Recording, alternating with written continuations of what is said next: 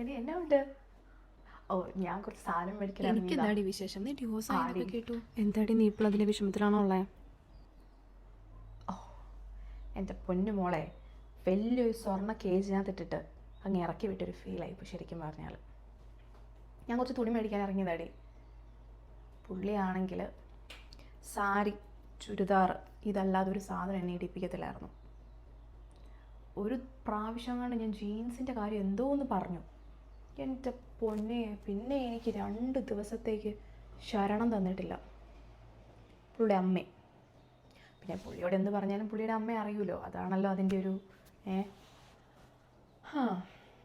പിന്നെ അത് മാത്രമല്ല, എന്തെങ്കിലും ഫോട്ടോ എടുത്തു കഴിഞ്ഞാൽ അത് സൂം ചെയ്ത് എന്തൊക്കെ കാണാൻ പറ്റുമോ അതെല്ലാം നോക്കി അപ്രൂവ് ആക്കിയാൽ മാത്രമേ എനിക്കൊന്ന് വാട്സപ്പ് സ്റ്റാറ്റസ് ആക്കാനോ അല്ലെങ്കിൽ വാട്സപ്പിൽ DP ഇടാനേ പറ്റത്തുള്ളൂ.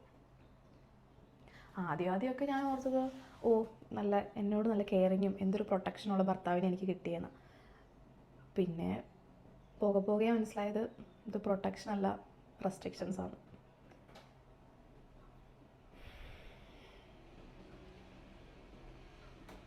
ചില ദിവസം രാത്രിക്കൊന്നും ഉറക്കിയിട്ടില്ല എന്നെ. ഓരോ കാര്യങ്ങൾ പറഞ്ഞ് മെൻ്റലി ടോർച്ചർ ചെയ്തുകൊണ്ടിരിക്കും. അത് പണ്ടെങ്ങോ നടന്ന കാര്യങ്ങളാണ്. ഞാനാണെങ്കിൽ അബദ്ധത്തിൽ എൻ്റെ എക്സിൻ്റെ കാര്യം പറയുകയും ചെയ്തു. പിന്നെ ഫുൾ എന്നെ സംശയമായി. അവൻ എവിടെയാണെന്ന് പോലും എനിക്ക് അറിയത്തുമില്ല.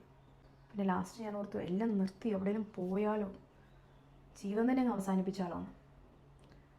പക്ഷെ എൻ്റെ പിള്ളേരെ ഓർത്ത് മാത്രമാണ് ഞാൻ. പിന്നെ എനിക്കെന്തോ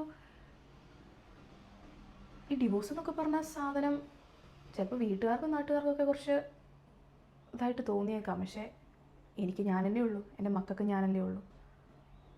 അതത്ര മോശമായിട്ടുള്ളൊരു കാര്യമൊന്നും എനിക്ക് തോന്നിയില്ല. അതുകൊണ്ട് ഞാൻ ഡിവോഴ്സ് അപ്ലൈ ചെയ്തു. ഇപ്പം ഡിവോഴ്സ് കഴിഞ്ഞു കേട്ടോ. എനിക്ക് വേറൊരു ജോലി ശരിയായിട്ടുണ്ട്. അതാവുമ്പോൾ പിള്ളേർ സ്കൂൾ കഴിഞ്ഞ് വരുമ്പം എനിക്ക് കറക്റ്റ് വീട്ടിലുണ്ടാവാൻ പറ്റും. അതുകൊണ്ട് ഇപ്പോൾ സന്തോഷമായിട്ട് നീ ജീവിക്കുക. ഇങ്ങനെ മേക്കപ്പ് ഒക്കെ യൂസ് ചെയ്യുന്ന ആളായിരുന്നോ? മേക്കപ്പോ അതും ഇടാൻ സമ്മതിക്കത്തില്ലായിരുന്നു. അയ്യോ, എനിക്കിഷ്ടമായിരുന്നു കേട്ടോ ലിപ്സ്റ്റിക്കൊക്കെ ഉപയോഗിക്കാനൊക്കെ. അപ്പോൾ എന്നോട് ചോദിക്കും, നീ ആരെ കാണിക്കാനായി കെട്ടി ഒരുങ്ങി രാവിലെ തന്നെ ഇവിടെ നിൽക്കുന്നത്, നിനക്ക് ജോലിയൊന്നുമില്ലല്ലോ എന്ന്. നീ ആരെ കാണിക്കാനാണ് കെട്ടി വരുന്നുള്ളിൽ പോകുന്നതെന്ന്. ഇങ്ങനെയൊക്കെ കേട്ട് മടുത്താണ്. ഇനിയെങ്കിലും എനിക്ക് ഹാപ്പി ആയിട്ട് ജീവിക്കണം. തുണീൻ്റെ അളവും ചുണ്ടിലെ ചായത്തിൻ്റെ അളവും എൻ്റെ ഫോട്ടോ സൂം ചെയ്യാതെ എനിക്കിഷ്ടപ്പെട്ട സാധനങ്ങൾ ഉപയോഗിച്ച് എനിക്കൊന്ന് ജീവിക്കണം.